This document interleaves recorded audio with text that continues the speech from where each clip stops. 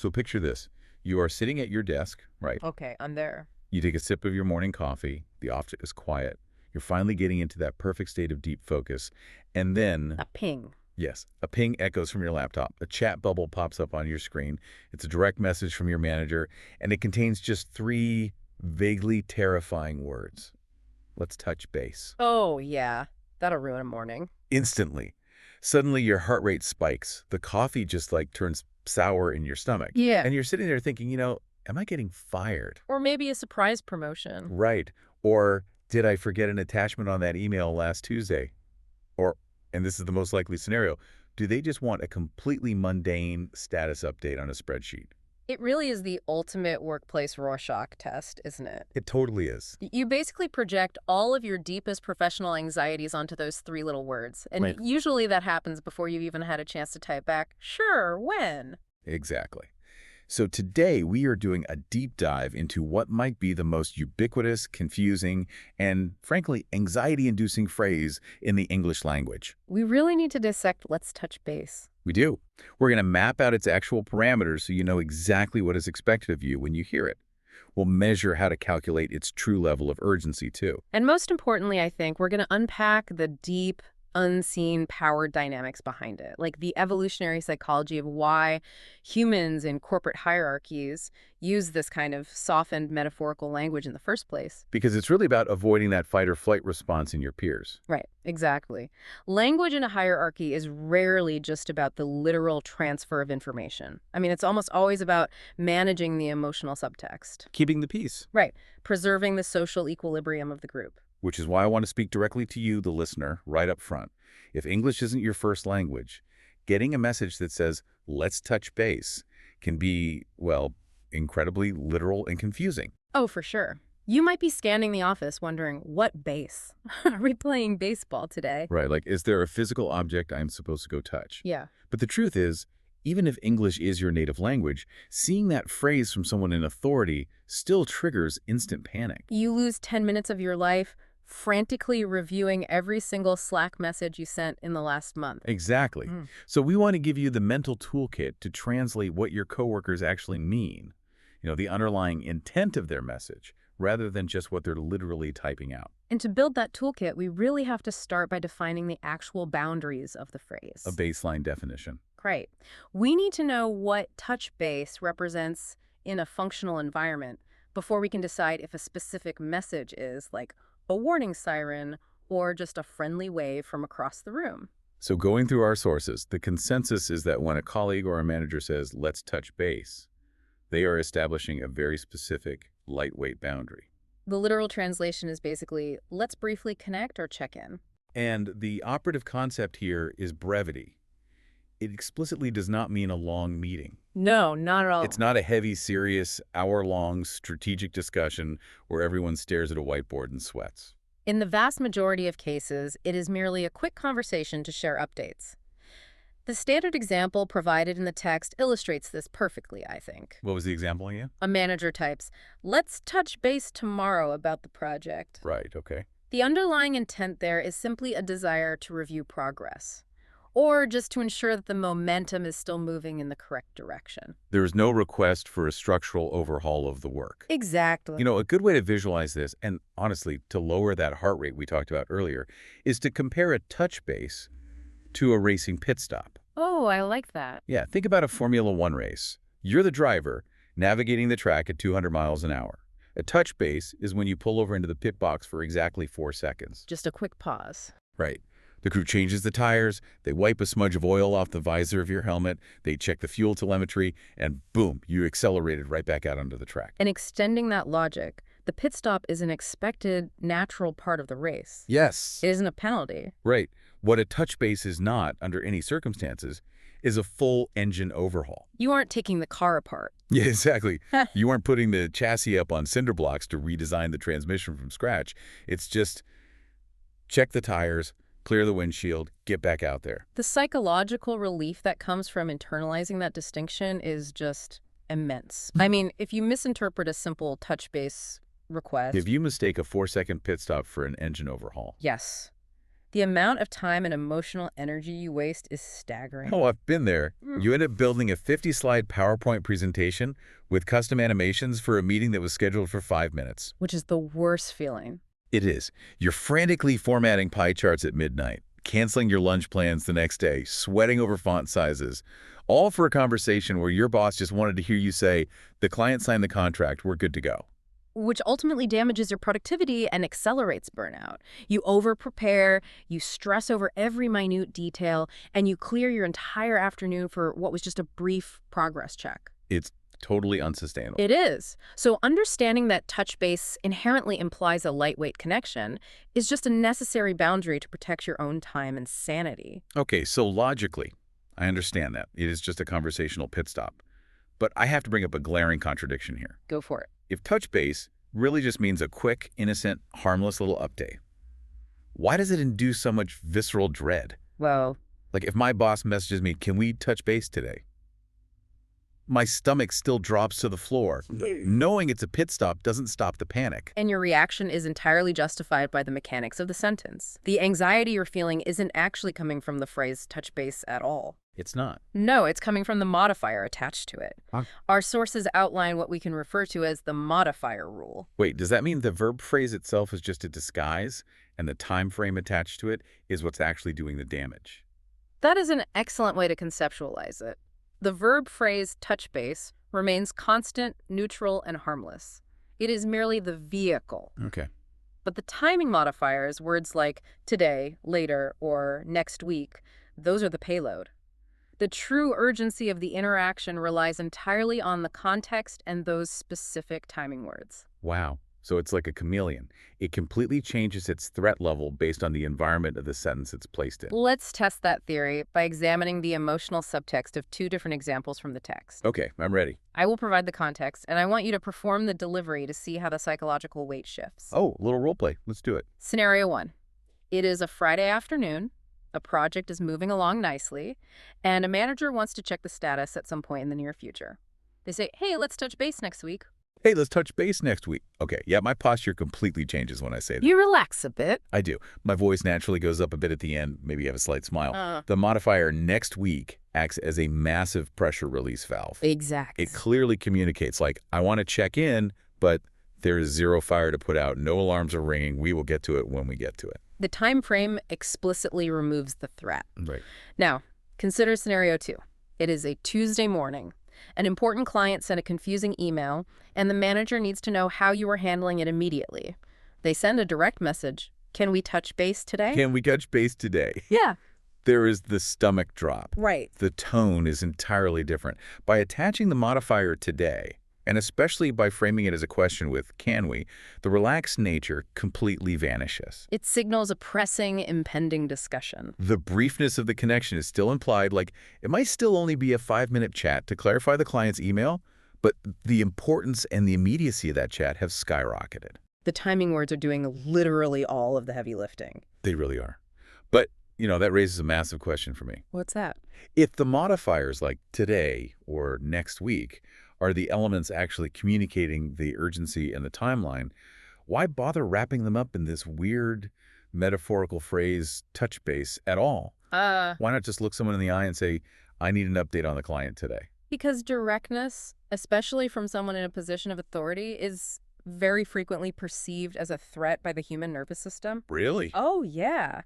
Our sources point out that professionals use touch base very deliberately to avoid using one specific, highly charged word, the word talk. Oh, wow.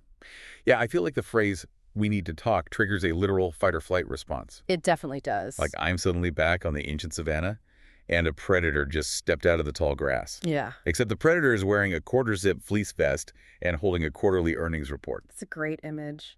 But it's true. Hearing "we need to talk" in the office feels exactly the same as hearing it in a romantic relationship.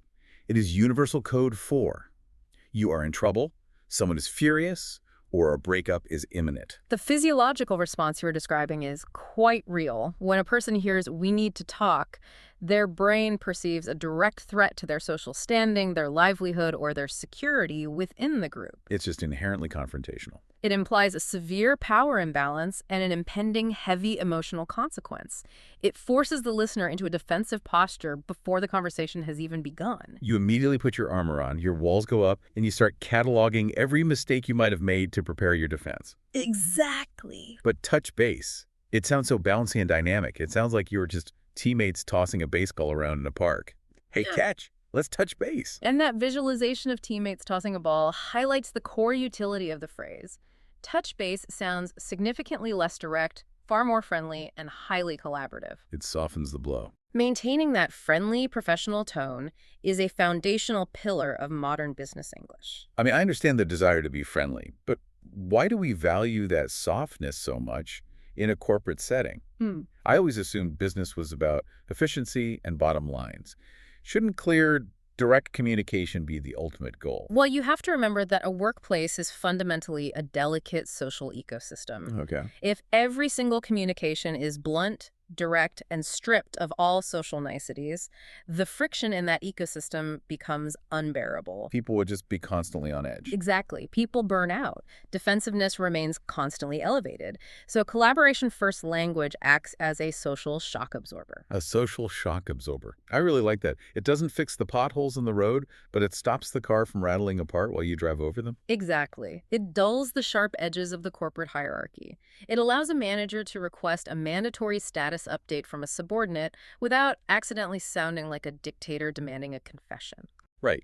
It frames the interaction as two equals checking a map together to find the right direction, rather than a boss interrogating an employee under a spotlight. It protects the ego of the person receiving the message while still allowing the sender to get the information they need. So, knowing that it functions as this incredibly effective social shock absorber, where do we actually see this phrase surviving out in the wild?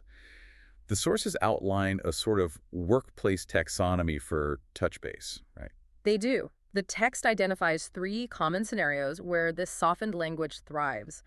Let's examine the power dynamics of each one. Okay, what's the first? The first scenario is standard project updates. For example, a manager might say, "Let's touch base after the client meeting." That feels like a vertical communication. It's moving up and down the chain of command. The client meeting happens, the stress is high, and then the manager uses the shock absorber to say, let's have our little pit stop to debrief without making it feel like an interrogation. Precisely. Now, the second scenario shifts the dynamic. It is used for team coordination. The example provided is, "I'll touch base with the design team." Ah, so now we are moving horizontally. Yes. That is lateral communication across the company. You are talking to peers who might not even report to you. You can't use forceful language with a team you don't manage, so you say, I'll touch base, to imply, I'm going to softly align our blueprints so we don't step on each other's toes. Exactly. It's very diplomatic. And the third scenario is quick follow-ups, typically managed over time. The example here is, "Let's touch base later this week." Which again uses that pressure release valve we talked about earlier, pushing the timeline out to lower the immediate stress. Right. Notice how in all 3 scenarios, the interaction is characterized by brevity and practicality. It works in emails, it works at the end of a video call, and it works passing someone in the hallway. It's very versatile. But the text also provides a list of closely related cousins. Alternatives that live in the exact same ecosystem, such as, "Let's check in, let's catch up, let's have a quick chat," or "Let's follow up." And this is where the nuance gets really fascinating to me. If all of these alternatives essentially mean the same thing, a brief connection, how does a professional choose the right tool for this specific job? That's the tricky part, isn't it? Yeah. My theory is that it comes down to the ratio of personal connection versus task completion. Okay, expand on that. Like if someone says, let's catch up, that leans heavily toward the relational side. I would use catch up with a coworker I genuinely like but haven't seen in a month. Yeah. It implies we're going to talk about our weekend plans for 3 minutes before we even mention a spreadsheet. That is a highly accurate read of the subtext. Catch-up signals a blend of personal rapport and professional alignment. Now contrast that with "let's follow up." Oh, let's follow up is entirely clinical. There is zero personal rapport there, it implies. We discussed action item A yesterday, and I need to know the specific completion status of action item A today. It is highly task-oriented. The relational warmth is just stripped away in favor of operational clarity. Phrases like, let's check in or let's have a quick chat sit comfortably in the middle of that spectrum. Right. But the reason touch base remains so uniquely ubiquitous is that it perfectly threads the needle between all of them. It's the ultimate Swiss Army knife. Yes, a sentence like, let's touch base tomorrow to review the progress sounds incredibly natural and collaborative in almost any scenario. It isn't overly personal, risking unprofessionalism, but it doesn't sound cold and clinical either. It is the ultimate diplomatic middle ground. Yeah. But taking that a step further, if we rely on this diplomatic middle ground for everything, don't we run the risk of hollowing out our own language? What do you mean? Well, the sources provide a fairly stark warning about leaning on these polished tools too heavily. It leads to what we could call the corporate buzzword paradox. Ah, yes. The paradox being that the harder you try to soften your language to appear collaborative, the more you risk sounding entirely artificial. Right. By trying so incredibly hard to be harmless and polite, we accidentally turn ourselves into vague, confusing corporate robots. So that's a real danger. If a manager uses touch base for every single interaction, whether it's about a multi-million-dollar merger or deciding what to order for lunch, the phrase loses all of its meaning. It ceases to be a polite request and becomes a verbal crutch. The text explicitly warns against this overuse. When a phrase is stripped of its specific utility through constant repetition, the speaker begins to project vagueness rather than diplomacy. It just becomes white noise. It becomes the verbal equivalent of elevator music present, but entirely ignored by the conscious brain. So what is the antidote to the elevator music? Do we have to abandon the shock absorbers and go back to terrifying everyone with, "We need to talk"? Not at all. The antidote is situational awareness and critical thinking. You must recognize when to deploy soft language to preserve morale and when to break the metaphor to claim absolute clarity. So there's a time and a place. Exactly. The text suggests that sometimes the most effective approach is simply saying, let's talk tomorrow. Let's talk tomorrow. It removes the ominous dread of "we need to talk," but it strips away the sports metaphor entirely. It cuts straight through the corporate noise. It projects a quiet, assured confidence. It implicitly communicates, I respect your time and our working relationship enough that I do not need to wrap my request in a layer of buzzwords. That makes a lot of sense. Soft language is a fantastic tool for managing friction, but when clarity and direction are the highest priorities, simple, direct language is the mark of authentic leadership. So as we pull all of these threads together, what does this deep dive actually mean for you, the listener, navigating your own inbox tomorrow morning? Well, first, when that chat bubble pops up and says, let's touch base, take a deep breath and regulate that fight or flight response. Remember the Formula One analogy. It is a pit stop, not an engine overhaul. They want a brief connection to check progress, not a structural redesign of your entire workflow. Exactly. And second, isolate the urgency by applying the modifier rule. The phrase touch base is just the vehicle. The timing words are the payload. Right. If the modifier is next week or later, you can safely relax your posture. If the modifier is today or in an hour, you need to gather your notes and prepare for an immediate, though still brief, discussion. And third, recognize the underlying intent of the person typing the message. They are using a softer, collaborative alternative because they want to avoid the aggression of demanding a conversation. Even if it borders on being an overused corporate buzzword, it is fundamentally an attempt at politeness. It is.